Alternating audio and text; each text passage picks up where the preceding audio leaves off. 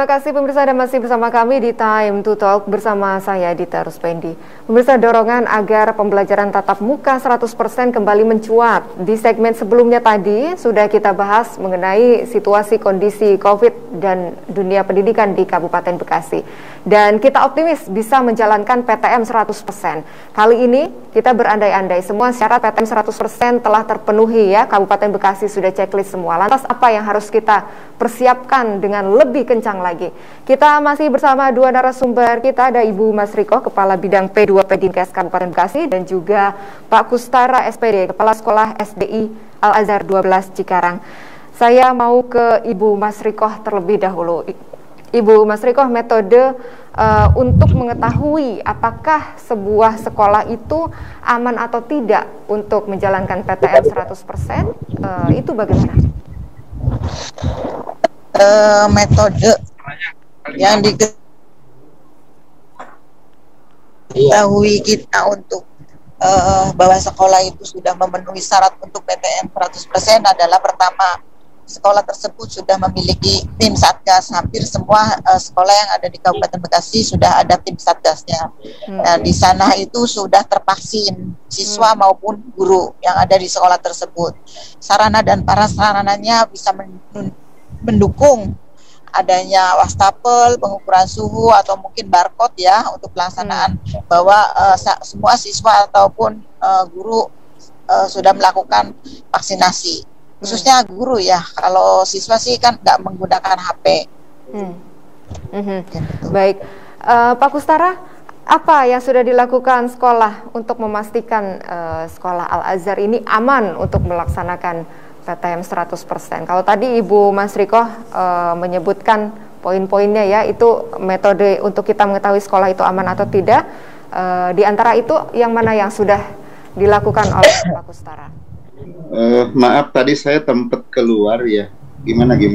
Baik, tadi Ibu Mas Riko menyebutkan bahwa beberapa poin untuk kita mengetahui sekolah itu aman atau tidak menjalankan PTM 100% adalah adanya satgas, kemudian sudah ada tervaksin semua siswa dan juga guru-gurunya, dan juga ketersediaan sarana dan prasarana. Kalau di Al-Azhar sendiri, Pak Kustara, bagaimana? Yang mana yang sudah dilakukan sejauh ini?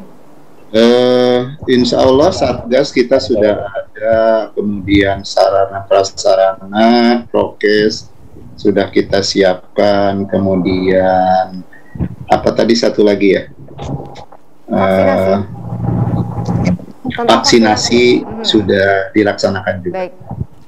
Baik, berarti salah satunya adalah prokes ya yang menjadi fokus Pak Kustara ya. Bagaimana penerapan prokesnya Pak Kustara sejauh ini? Prokesnya diantaranya anak-anak maupun guru wajib memakai masker, kemudian selalu jaga jarak. Nah, untuk makan, anak-anak bawa bekal dari rumah gitu kan, dan lain-lain seperti itu. Ketersediaan sabun di wastafel terjamin ya Pak Kustara ya. Kadang-kadang kita wastafel ada tapi mau cuci tangan bingung, sabunnya tidak ada. Bagaimana Pak Kustara pengontrolannya? Di Al-Azhar alhamdulillah untuk sabun kita selalu siapkan. Bahkan untuk masker juga kita siapkan. Kalau anak-anak itu misalnya lupa atau mau ganti masker, insya Allah kita sudah siapkan gitu. Baik, kemudian anak-anaknya Pak Kustara, apakah benar-benar patuh terhadap prokes selama ini? Ya, kalau anak-anak itu kalau nggak diawasi biasanya kan mereka berusaha untuk ngobrol gitu kan ya. Tetapi karena kita satu yang masuk kita batasi maksimal misalnya 12 sampai 15 orang. Insya Allah sih untuk prokes biasanya dipantau oleh guru.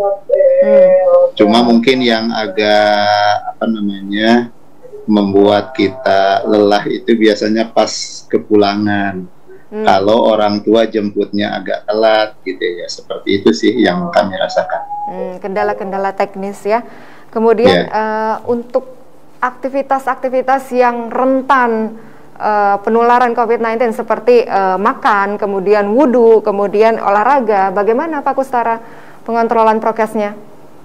Kebetulan kan selama kita PTMT ini untuk makan mereka tidak beranjak ke misalnya harus ke kantin dan sebagainya, tapi mereka udah nyiapin bekal masing-masing. Dan mereka makan di kursi masing-masing yang tadi sudah diatur jaraknya. Baik. Ketika mereka cuci tangan juga ngantri. Itu kebetulan kan di kelas juga sudah ada wastafel dan anak-anak itu juga kadang-kadang sudah membawa tisu basah. Ya. Untuk aktivitas olahraga, pelajaran olahraga bagaimana?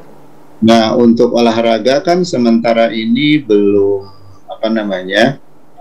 dilaksanakan di luar karena memang kita masih mengikuti prosedur yang dianjurkan dari Dinkes, sehingga kegiatan-kegiatan yang berpotensi untuk berkerumun ya belum kita laksanakan sih, Bu. Kegiatan ibadah? Kebetulan kan misalnya kelas 1 hanya sampai jam 10, kemudian kelas tinggi kelas 4 sampai 6 itu sampai jam 11. Jadi mereka sholat di rumah masing-masing. Baik seperti itu gambarannya ya. Ibu Mas Riko, ini penerapan prokes di sekolahnya Pak Kustara sudah luar biasa baik begitu ya. Tapi kadang-kadang kita juga mendengar keluhan dari beberapa orang tua, mungkin di sekolah lain ya, mungkin bukan di Kabupaten Bekasi juga. Ada sekolah yang justru menyuruh siswanya untuk melepas masker ketika pelajaran-pelajaran tertentu, misalnya tadarus atau pokoknya aktivitas-aktivitas yang dianggap akan kesulitan bernapas begitu ketika memakai masker. Ini justru diharuskan dibuka maskernya terlebih dahulu. Bagaimana Ibu Mas Riko tanggapannya?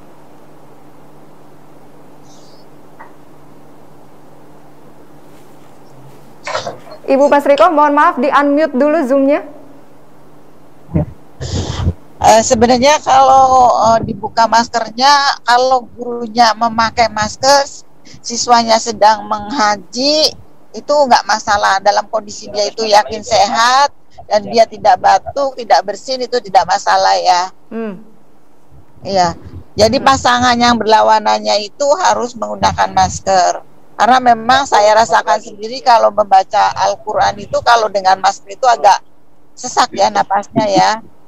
Karena memang harus dibuka, kan kita ada jarak. Kalau misalnya kita dengan berjarak, lawannya menggunakan masker, kita sendiri yang sedang membaca Al-Quran tidak menggunakan, itu masih dalam toleransi ya. Dan itu juga kan tidak sering, itu boleh-boleh saja.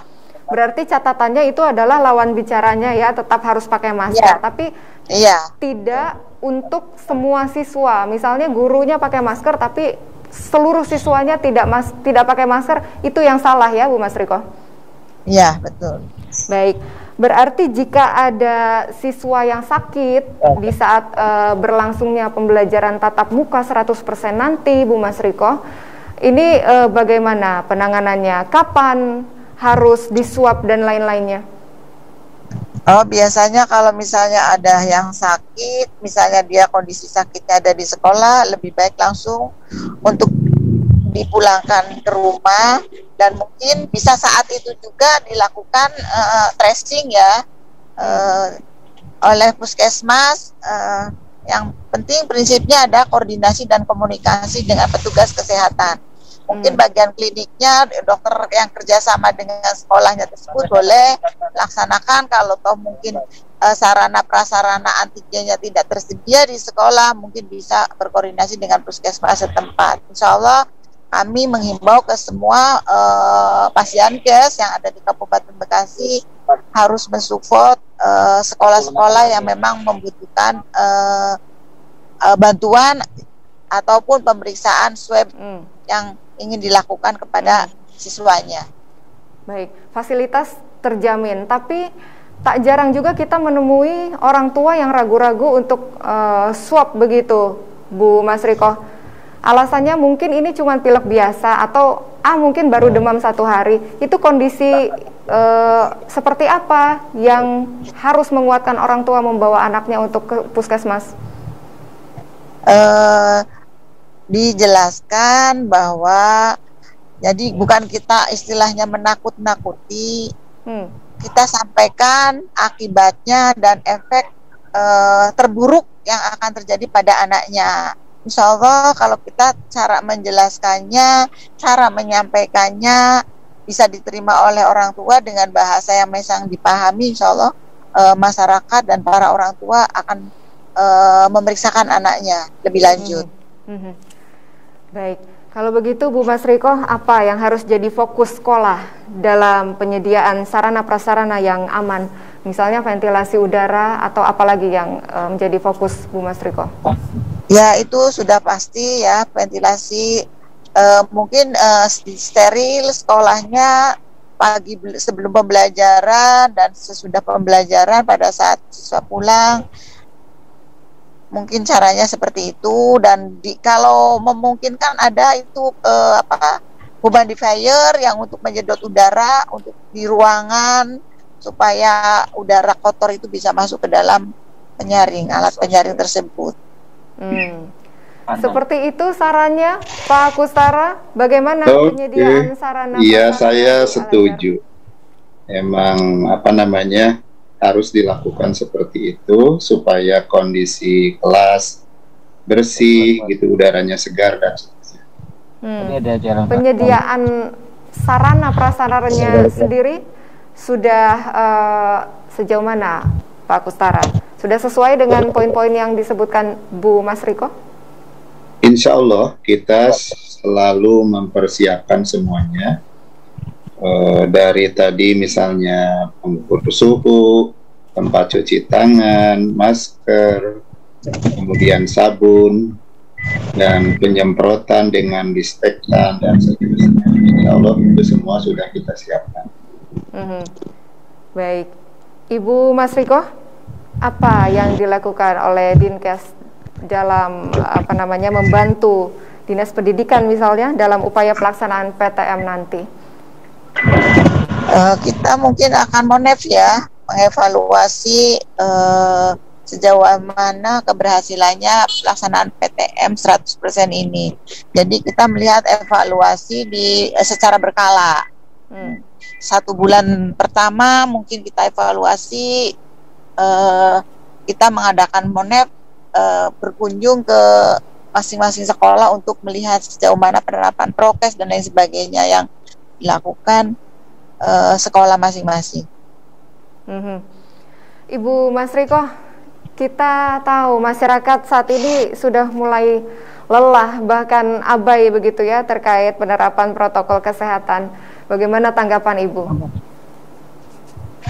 Ya, memang kita akui hampir seluruh masyarakat, bukan masyarakat Kabupaten Bekasi saja, hampir seluruh Indonesia sudah lelah, sudah 2 tahun dengan COVID ini, dan dengan penerapan PPKM yang aturannya selalu membatasi pergerakan dan lain sebagainya, sehingga sangat sulit masyarakat lagi untuk tertib ya. Barangnya dikit kok untuk tertib, nggak usah, mana sih OSOP-nya untuk tertib melakukan prokes. Jadi memang kita memaklumi semua itu. Kita juga tidak memungkiri, wajar kalau masyarakat itu sudah lelah dengan COVID ini. Tapi mungkin dengan nanti status kita yang akan mudah-mudahan menjadi endemi, insya Allah pembatasan ini akan berubah. Aturannya yang semula kita tidak boleh berkerumun, mungkin kita boleh. Yang penting kita prinsipnya sudah dilakukan vaksinasi seperti itu.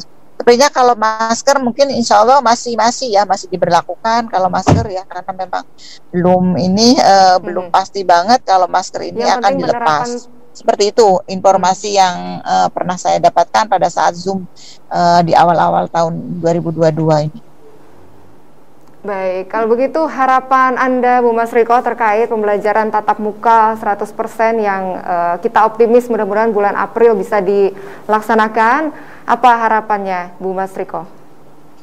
Harapannya ya bisa terwujud, berjalan lancar, sukses, dan COVID ini sudah tidak akan lagi kembali, khususnya di Kabupaten Bekasi ya. Kalau toh pun kita ada kasus-kasus yang positif ataupun yang batuk pilek itu sudah terbiasa dan nanti akan sembuh dengan sendirinya dengan antibodi yang sudah dimiliki oleh masyarakat Kabupaten Bekasi. Antibodi yang sudah dimiliki ya, dan juga upaya-upaya kuratif yang bisa kita lakukan. Pak Kustara, bagaimana harapan Pak Kustara terkait pembelajaran tatap muka 100% yang mudah-mudahan bisa kita laksanakan bulan April nanti? Ya, harapannya sama seperti Ibu Mas Riko tadi, bahwa kami dari pihak sekolah ingin segera terwujud pembelajaran tatap muka 100%, karena orang tua juga sudah menunggu lama gitu ya. Jadi orang tua sudah menyampaikan, Pak, kapan kita PTM 100%? Saya bilang tunggu komando dulu dari Pemda gitu kan. Harapannya mudah-mudahan di bulan April ini bisa terwujud. Apalagi kan bulan April ini memasuki bulan Ramadan. Saya berharap kita bisa mengisi Ramadan, mengedukasi ke anak-anak secara langsung gitu ya, terutama untuk pembinaan keagamaan biar bisa lebih baik lagi insya Allah. Karena dengan kondisi sekarang saya merasakan bahwa terutama misalnya pembinaan sholat, pembinaan baca Al-Quran itu rasanya tidak maksimal gitu ya, karena kita kondisi jarak jauh dengan murid kita, seperti itu. Mudah-mudahan ya Ramadan tahun ini menjadi momentum bagi Pak Kustara dan juga semua sekolah terkhusus di Kabupaten Bekasi untuk melaksanakan pembelajaran tatap muka 100% yang lebih efektif begitu ya dibandingkan dengan metode-metode pembelajaran yang dilakukan selama pandemi kemarin. Terima kasih Pak Kustara dan juga Ibu Mas Riko. Sayang sekali durasi kita tidak panjang. Mudah-mudahan kita dapat berjumpa di lain kesempatan. Salam sehat selalu, salam untuk keluarga. Assalamualaikum warahmatullahi wabarakatuh. Waalaikumsalam warahmatullahi wabarakatuh. Dan pemirsa, semoga pandemi COVID-19 ini segera berakhir ya. Status PPKM semakin ringan dan merata di seluruh Indonesia, sehingga para generasi penerus bangsa dapat menuntut ilmu dengan cara yang normal kembali. Itu harapan kita semua. Semoga pembahasan kita tadi menjadi motivasi bagi para penyelenggara lembaga pendidikan untuk terus meningkatkan mutu pembelajaran di situasi pandemi ini. Saya Dita Ruspendi mewakili segenap tim yang bertugas mengucapkan terima kasih atas kebersamaan Anda. Sampai jumpa di Time to Talk episode lainnya. Assalamualaikum warahmatullahi wabarakatuh dan sampai jumpa.